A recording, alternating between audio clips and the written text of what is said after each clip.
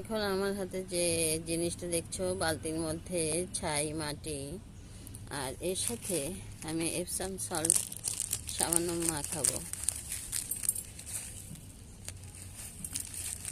মাখিয়ে অনেক দিনের জন্য আমি রেখে দেব। এপসাম সল্ট আর এই যে ভার্মি কম্পোস্ট এটা নিলাম, এটা গাছের খাবার। কিছুদিন পর পর কিন্তু এটা দিতে হয় ছাদের গাছে।